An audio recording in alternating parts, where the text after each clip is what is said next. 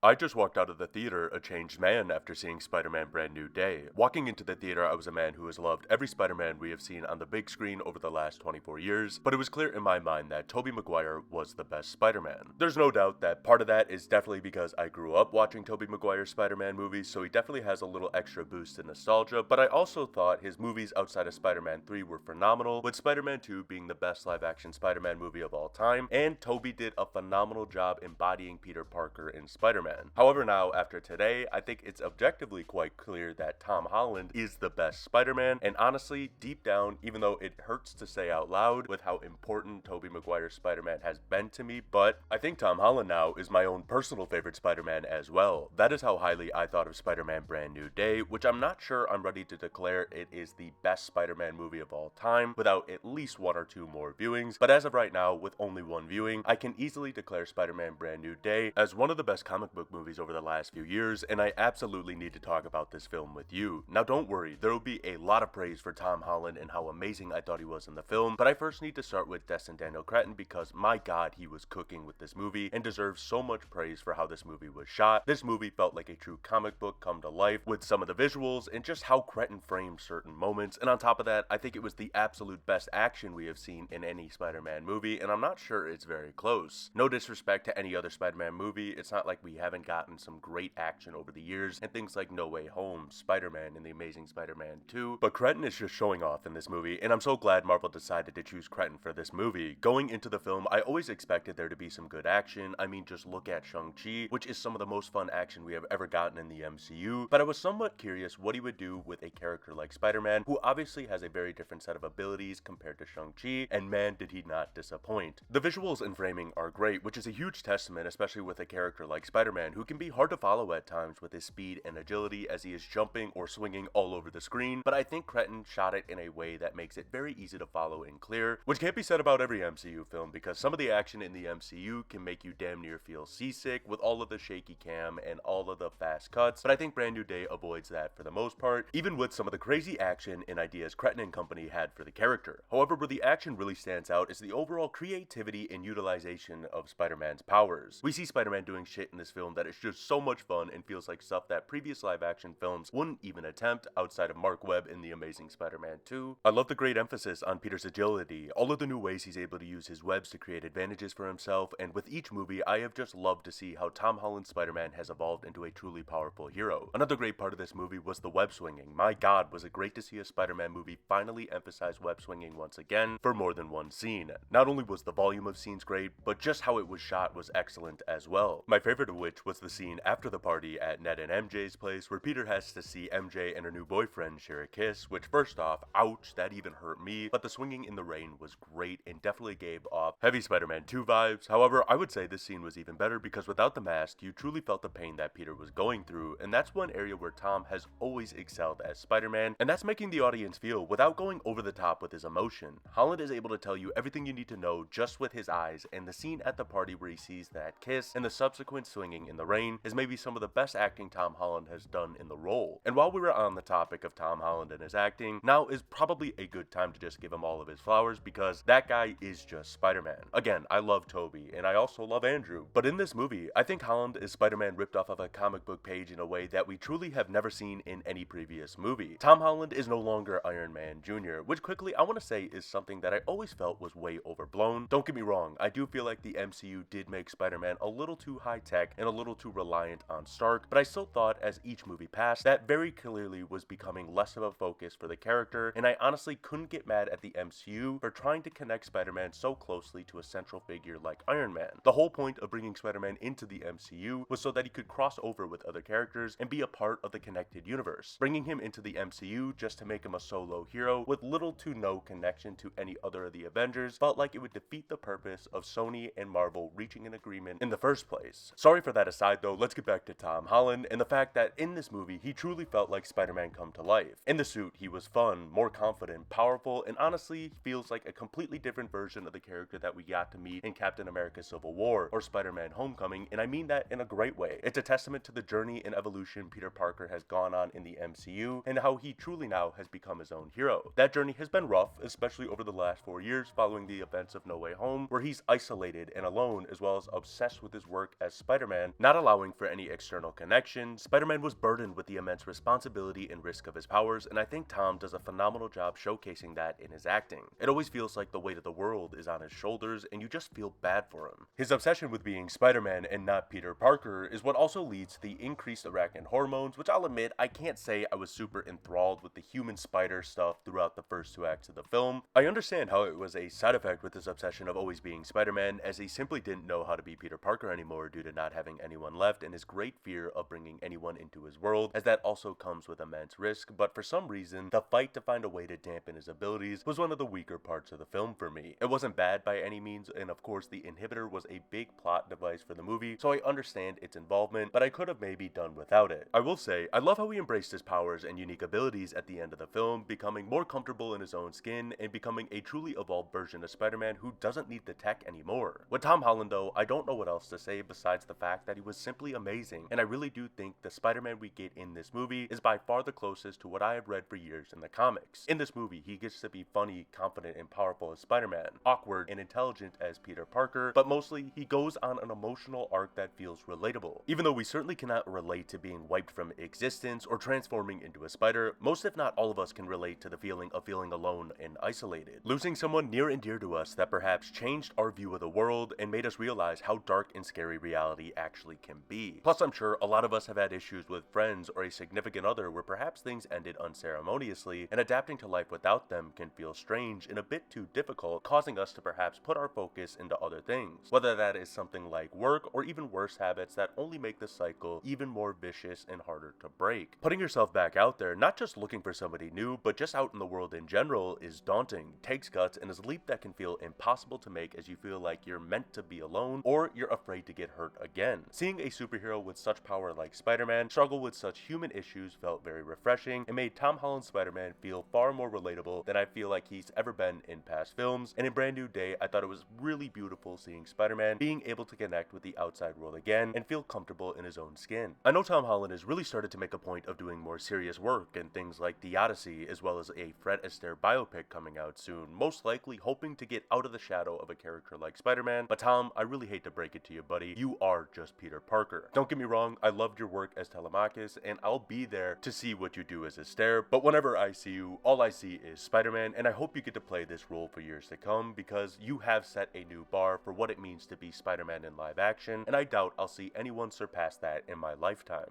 Another standout performance from this film was Sadie Sink as Jean Grey. It's not only so exciting that we are starting to build out the X-Men in the MCU, who will most likely be the main focus of the MCU post-Secret Wars, but we are starting them with an absolutely A+ casting for a younger Jean Grey, and I'm really excited to see how that character evolves in the MCU, hopefully for the next decade. No offense to Sophie Turner or Famke Janssen, who I don't think do anything bad in the role but suffer due to some really bad and boring writing, but Sadie Sink's Jean Grey is easily the most compelling version of the character I have seen in a movie, and I don't think it's really close at all. I thought it was a really interesting choice to attempt to introduce the character as somewhat of a villain for the majority of the film. Now, for anyone too chronically online like me, I knew going into it that Sink was going to end up being Jean Grey, and because of that, I of course knew that a twist was coming at some point where Damage Control would end up being the actual villain, but I thought it was just a fun way to build a little suspense for her reveal and to showcase how powerful Jean Grey is, even at this young age and with little real knowledge of just how much power she has. Even though this version of Jean is quite likable and does have some really touching emotional moments in this movie, especially with Peter at the end, she was a real cold-blooded asshole to Peter for the majority of this film. That fake kiss with MJ was one of the most disrespectful things I think I've ever seen happen to a hero in damn near any comic book movie. In the moment, I knew it was coming, especially with MJ out of nowhere remembering basically everything just from one kiss, but even knowing that, my heart still sank for Peter when he found out it wasn't actually MJ.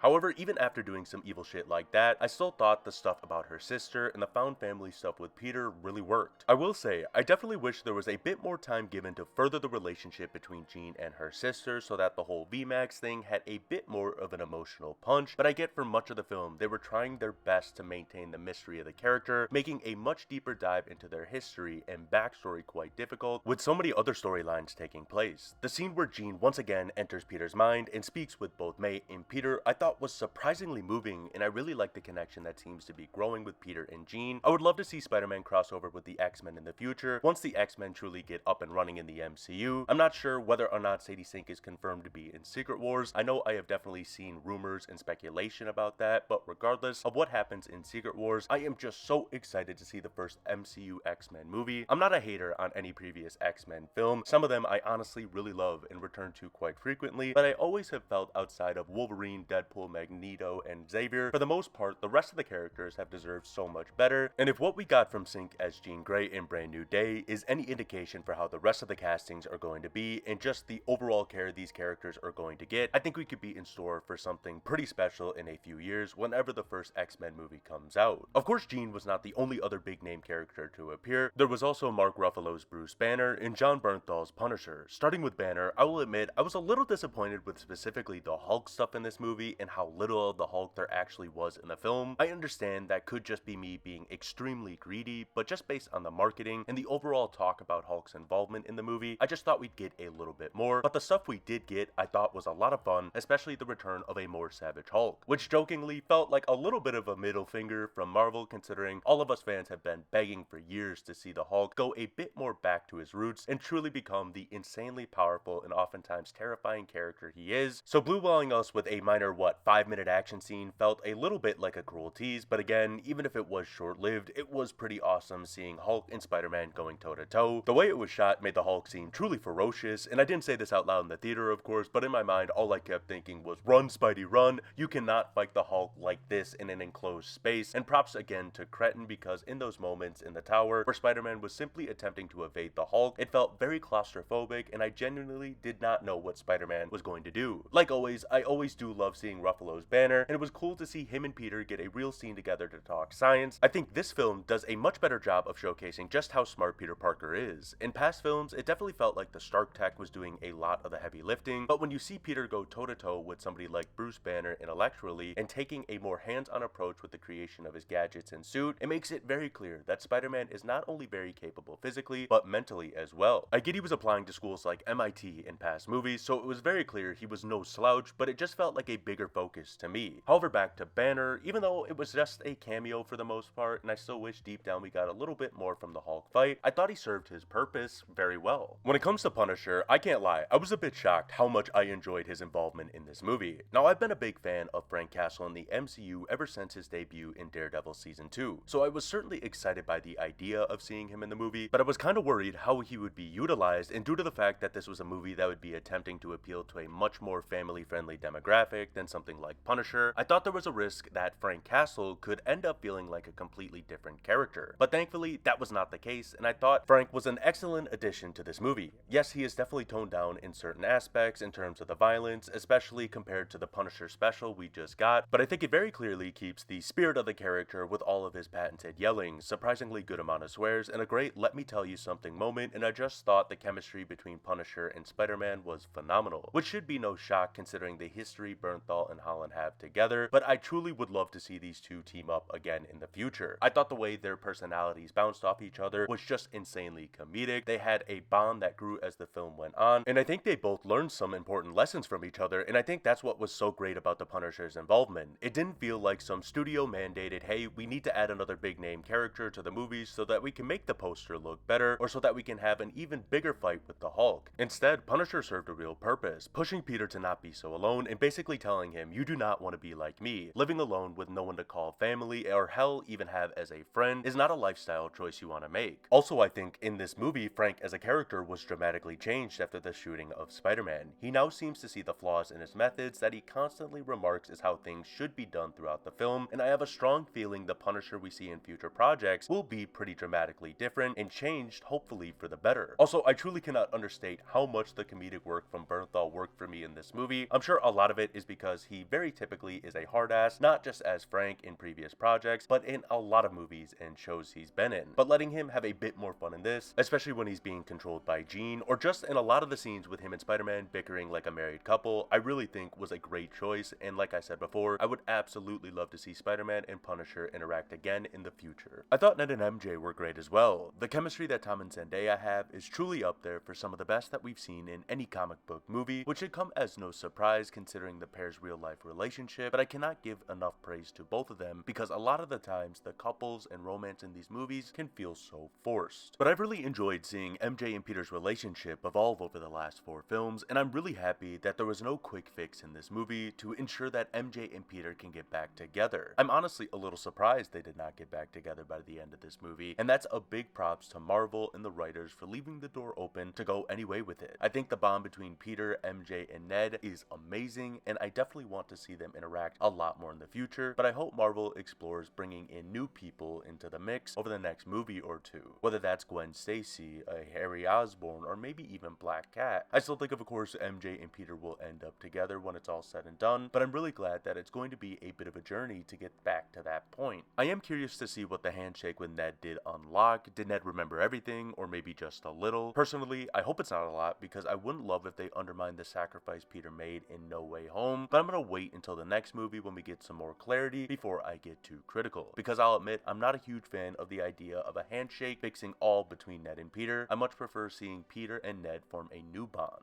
There were some other things that I thought certainly could have been done better in this movie, the most notable of which was having a true villain that was not just damage control, which was way too obvious and a cliche. I do think I had improper expectations going into this movie for characters like Scorpion and Tombstone, who I definitely thought were going to play bigger roles, but even with them basically being cameos, I do simply wish they made damage control and Metzger specifically just a bit more interesting. But in fairness to Brand New Day, the parts of the movie where Gene was the quote-unquote main villain, I thought was really quite effective and a lot of fun. Another minor complaint I had was the lack of things like the Daily Bugle or something like College, but that really is just me nitpicking. I do wonder how Peter had the money for all the insanely expensive equipment. Definitely seems like he needed to be doing something to earn cash, but based on the focus of this movie, which was very much more focused on Spider-Man, as Peter has been borderline non-existent for 4 years, I understand not taking the time to add 10 minutes of Daily Bugle work into this movie. Don't get me wrong, I would have loved an additional 10 minutes for this movie, as I don't know if 2 hours and 25 minutes has ever gone by faster, but I do think it's understandable for this story. I'm hoping it's something we get in a future movie though. Speaking of future movies, and don't worry, I'm gonna keep this part brief, we'll have plenty of time to talk about the future of Spider-Man in a future video, but we have to be doing Venom next, right? Especially following Secret Wars. We are long overdue for a proper Venom vs. Spider-Man movie, and I would just love to see what the MCU would do with the symbiote and how it would affect this Peter who has already been through so much and finally seems to be turning a bit of a corner. Adding a symbiote which enhances some pretty negative qualities would be a great wrench to throw into the situation. Finally though, focusing back in on Spider-Man Brand New Day, I absolutely love this movie, and I don't know if there are more than like 5 or 6 comic book movies in the last decade that I have enjoyed more than this. Hell, it may even be less than that with a few more viewings, but what a damn good movie to be setting the stage before Doomsday, and props to the MCU in general, who's been on a really good run of movies over the last year and some change with Thunderbolts, Fantastic Four, and now Brand New Day. Even though I truly don't believe that they will ever be able to replicate the financial success of the Prime MCU, one thing I was always bullish on was the fact that I did think they could get back to the quality, and they are certainly trending in that direction once again. Hopefully Doomsday can continue this great momentum. Tom Holland, you are officially the GOAT, and all I gotta say is I cannot wait to see where you take the character next. However, now I want to know, what did you think of Spider-Man Brand New Day? Make sure to let me know in the comments. Thank you all so much for watching, and I will see you all in another video.